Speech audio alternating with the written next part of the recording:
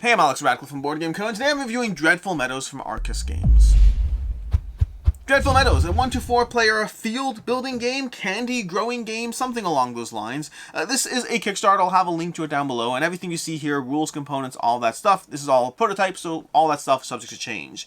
Now, before we dive into the actual game, how it plays, all those things, reviews, opinions, all of that, I wasn't actually supposed to be covering this game. That link to the Kickstarter down below, there's like 2 days left on the campaign if you're watching this video when it first comes out, and the developer, the designer, publisher does not know I'm covering this game. I just happened to see the game on Kickstarter, and I played it on Tabletopia because the game looked adorable. So I played on Tabletopia, played a few games of it, really enjoyed the game, at which point I realized my good friend Jesse from Quacklope has a copy of the game because he covered it. I'll link to his video down below as well.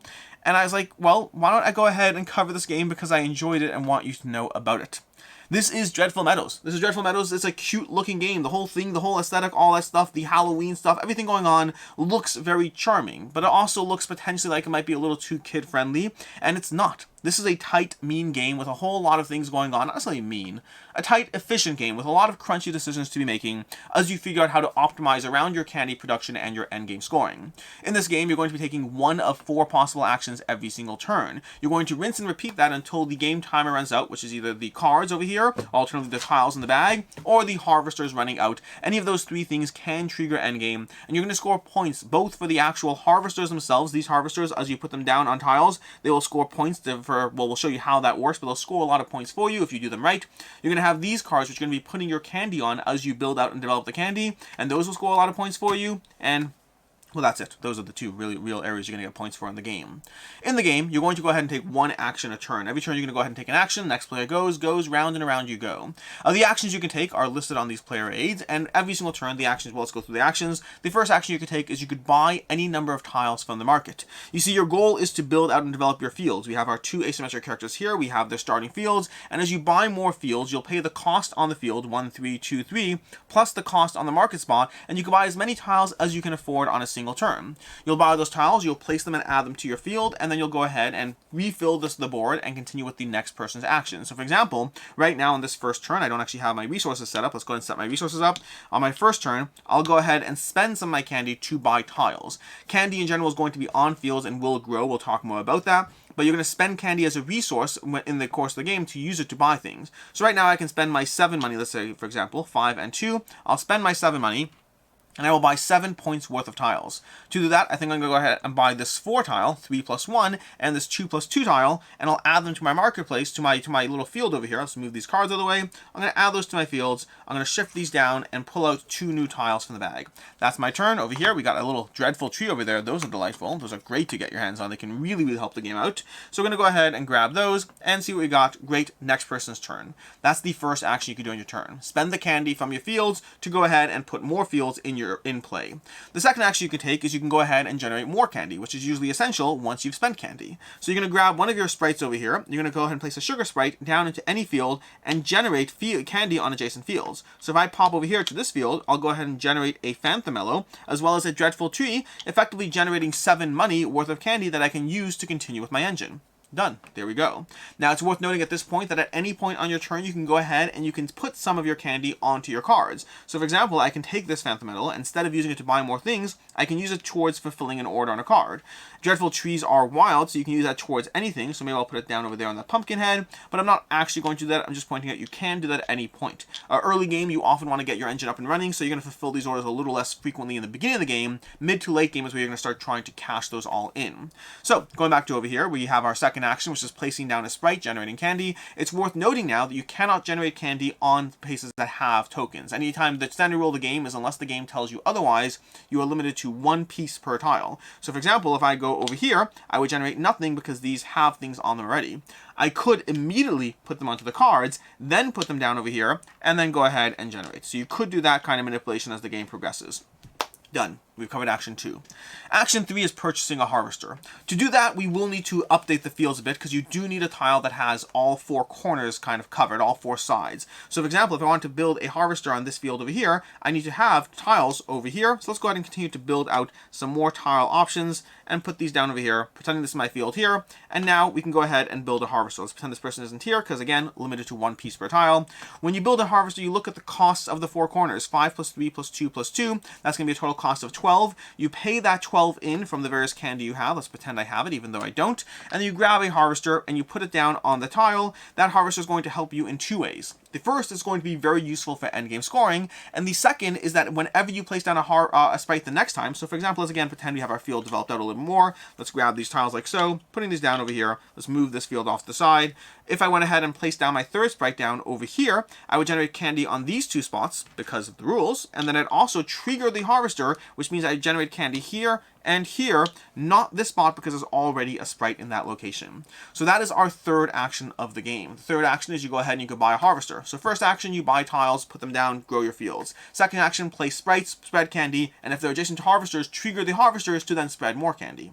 And third action is going to go ahead and buy a harvester, putting it down, which will help you with endgame scoring and with your candy generation. Which brings us to the fourth action, which you don't have to wait until all 3 sprites are out, but you can if you want to, and you can retrieve sprites. You retrieve your sprites from the tiles and you trigger the ability of those tiles, which is listed on this player over here. So for example, when we pull back from a Phantomello, we actually generate 2 candy on said Phantomello, which can be very helpful towards getting a bunch of candy. And yes, that does break the 1 tile, 1 token per tile rule.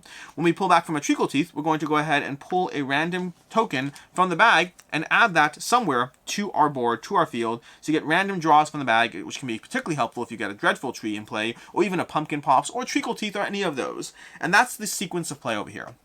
4 actions per game. 4 actions you can take. You can take any action on your turn. You can distribute candy however you want as you're growing it. You're trying to spend your candy to grow your fields out. You're trying to spend your candy to gather more harvesters. You're trying to do all that to generate more candy to fulfill orders, and also to get stuff going on harvesters, because endgame scoring can be a lot of fun. Let's grab one of these tiles and show you how endgame scoring works. Because you're going to rinse and repeat that whole process that I just showed you until you get to the end game, which is triggered by harvesters running out, or having 1 harvester remaining, or having the tiles run out, or having the cards run out. Those will all trigger the end game.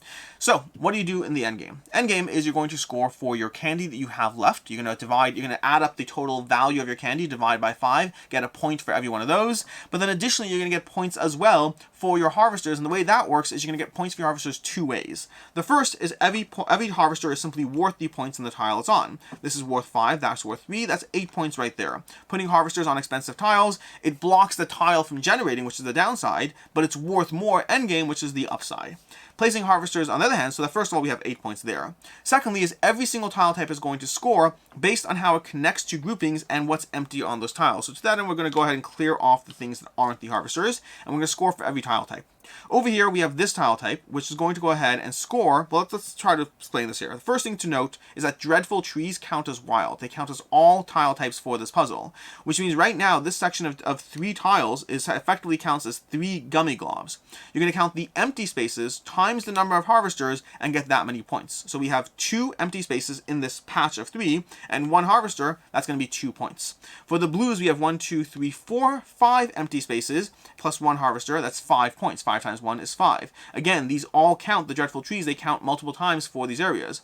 Now in the pink area, we have 1, 2, 3 empty spaces, because again it counts the Dreadful Trees, but you have 2 harvesters this time, because you're going to count both of those, so 3 times 2 is 6. So in other words, we got 2 plus 5 plus 6 points, and those are the extra points we're going to score for our harvesters. And that is Dreadful Meadows. Every turn you take 1 of 4 possible actions, rinse and repeat until the game end is triggered. Then you go ahead and get your endgame scoring points plus the points of all your orders you fulfilled, and dividing up all your excess money into points divided by 5, and that is how you play the game. Which brings us to the review, starting off with ease of play. The game is actually very easy to go ahead and get into. The actions are very clear, the rulebook's very short, everything is straight up available to it's a very easy game to teach and to play. The most confusing thing I find consistently is the harvesters, both the cost to put them out as well as the endgame scoring of them. I find that it works best if you give people examples and have them go through a scoring round themselves before you actually play, because that is the biggest thing that often is confusing. Past that, the game sequence is fairly easy to follow. As far as what I like, don't like, and can see others not liking, starting off the bat with what I like, which is, first of all, the game plays pretty quickly, which is a pro and a con. We'll talk more about that, but the game plays in generally under an hour, closer to around 45 minutes. It does depend on player count. The game is very rewarding for that playtime. It gives you a lot of interesting decisions as far as how you want to choose your pathway. Do you want to focus on harvester scoring, on candy generation, on fulfilling orders, as many orders as possible? There's a lot you can do in this game and a lot of options as far as how you optimize while trying to grab tiles from the market to build out your own little candy generating engine. Every single action is rewarding. You want to do this action so that that action will be better, but you want to do that action so that this action will be better. The order of how you do things: generate more candy. Why? So you can buy more fields. Buy more fields so you can generate more candy. Buy more harvesters. Every single thing is good. The order of the things that's good is what's going to give you the puzzle of scoring as many points as possible as you play Dreadful Meadows. And I love the harvesters, not just the acrylic tile nature of them, but the fact that the harvesters over here really add to your engine in a lot of ways. It can be incredibly satisfying to place down a few cascading harvesters. I didn't talk about that part, but harvesters do cascade. If you place down a sprite over here, you'll generate on these harvesters over here, here. This sprite will generate here. This harvester will generate here. This harvester will generate here because it's triggered by this harvester. So you have this whole cascading engine going on, which will reward you both in the game and at the end of the game. And you're constantly trying to be mindful of the fact that everyone wants to get more things, but that means everyone's driving endgame. I want more tiles, but that will make the bag run out of tiles. I want more harvesters, but that means we'll run out of harvesters. Everyone's trying to do their own thing, and the bag and the deck and the harvesters are all running out, and you need to be mindful of the fact that at some point the game is just going to start the end game, and you'll have one turn left to try to achieve and cash in on all your objectives, which is really a lot going on. Combine all of that with the art, the theme, the components, and this, again, prototype, but all those things really adds to a very cohesive game whose biggest fault is, like games like Mythic Mischief, just looks more cartoony than it actually is. This is not a heavyweight game, to be very clear, but it is a solid medium weight game with a lot of interesting crunchy decisions as far as how to best build and develop and sell and utilize your candy in whatever ways possible to gather more candy harvesters and just become the candy generating haunted ghost skeleton empire of the world, or something along those lines. As far as things I don't like, first of all, I've also played this game solo. I've not only played this game solo, but I've also played this game solo, and the solo mode I do find, at least currently, to be very weak. So far, the solo mode seems to be very easy to not just beat, but to stomp into the ground. Assuming I'm playing it correctly, and it seems like I am, the solo mode, it just seems like you can stomp the enemy pretty quickly. Like, you have this minimum score that is easy to achieve, and then you have these, like, recommended scores that were easy to achieve. So, I wish the solo mode were more difficult, because right now, I don't feel compelled to continue playing the solo mode, because I just didn't find it to be a challenge. I highly recommend something like the way games like Cascadia, Flat Out Games, they give you this system of solo modes in which you have specific goals. Not only do you have to achieve a score of 75, but you have to do so while having, 4 treacle teeth and, 2 Phantomello patches in your area. I think a sort of goal system around the core solo mode would actually make it a whole lot more compelling to dive into. I like the game, and I want to like the solo mode, but I definitely want the solo mode to be far more difficult than it currently is. And secondly, as far as non-solo complaints, the variety in the gameplay is lacking, at least so far. Now, I know the Kickstarter does have expansions. I do not know what the expansions do. I don't know what they add to the game, but right now the core gameplay is very rewarding, very enjoyable, but also very samey game to game. You're doing the exact same thing every single game, and the game doesn't really mix it up in any way. I'd love to see, going back to what I mentioned about like the solo mode having goals and whatnot, I'd love to see goal cards or some sort of something that in some way mixed up the engine. You do have these asymmetric characters, I do love those, and you have 5 different asymmetric characters with different abilities. One of these is Kickstarter exclusive. Keep in mind what I'm showing you here is the Kickstarter prototype, so I don't know what's in the retail game, the non-retail game, but so you do have a variety of characters, which is something, but overall, I want more variety in the actual gameplay. I want more reasons to continue to dive into it. Right now, the core experience is very samey, very fun, but very samey. And then lastly, I mentioned the game length. I do find the game ends a drop quicker than I want it to. I find often I'm getting my engine up and running and suddenly the game ends. I almost wish the game had either one of two things. Either more time, which by the way you can usually do by just adding more tiles. If you're playing at 2 or 3 players, you can just add more tiles equal to a higher player count. But also you can do that by just adding a second extra turn. The game typically, when the game end is triggered, everyone has 1 more turn. I think even having 2 more turns would give you a lot more to get done. You have that final aspect of, I want to get X, Y, and Z done. Now that could take away from the tightness. I haven't played with any of these changes. I'm just saying I do find the game ends a little quicker than I wanted to consistently, and I I'm interested to experiment with ways around that.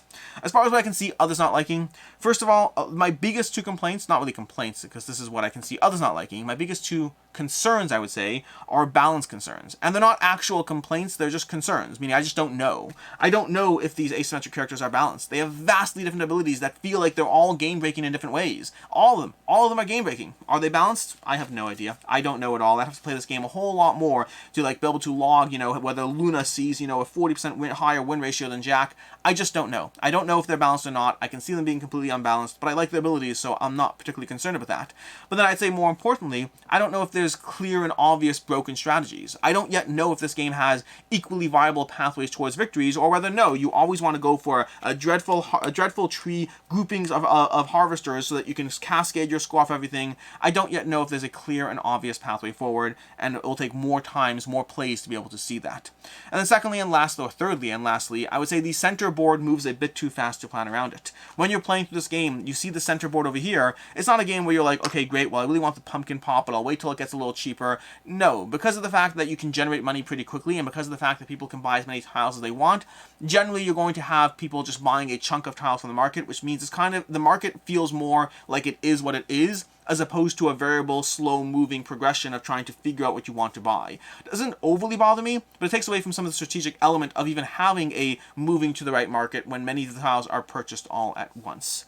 As far as final thoughts on Dreadful Meadows, I really like this one. It's very cute, it's very charming, but beyond the cute and charming, there's a real bite to this game. There's a real bite of strategy to trying to figure out how to actually work your engine and your tableau more efficiently than the other players. There's a lot of ways to score points and a lot of things to balance, and the 4 simple actions that all drive a very compelling, very rewarding game. Again, I wasn't supposed to be covering this game. I just played it online and liked it enough that I was like, I want to pick this up so that I can talk about it, so that I can cover it. I enjoyed it a lot for what it is, for the playtime, for the depth, for the accessibility. I overall really recommend Dreadful Meadows. For me, it's a 4 out of 5. I really like this. Very, very compelling game. As far as other game recommendations, first of all, if you're looking for something similar as far as the mindfulness of how to place different things so you can score as efficiently as possible while taking into account variable scoring objectives, Calico very much hits that same vibe. Calico from Flatout Games very much gives me a similar vibe of just the planning I'm doing around the marketplace and trying to place my patches. And then secondly, if you really want to level up that whole aspect of I want to do this, then that, and this, then that, but I want to do this first so I can generate that first, which this game does have, I think Concordia is an excellent next step. To be very clear, it is very much a next step. There's more going on in Concordia and a lot more to manage, but I do get that similar planning feel of I want to generate this so I can do this, and then generate that so I can do this, where everything's good, but the order of the good things is what matters to me. In any case, and until next time, I'm Alex Radcliffe from Board Game Co. I hope you found this video helpful, and as always, I hope you have a good one.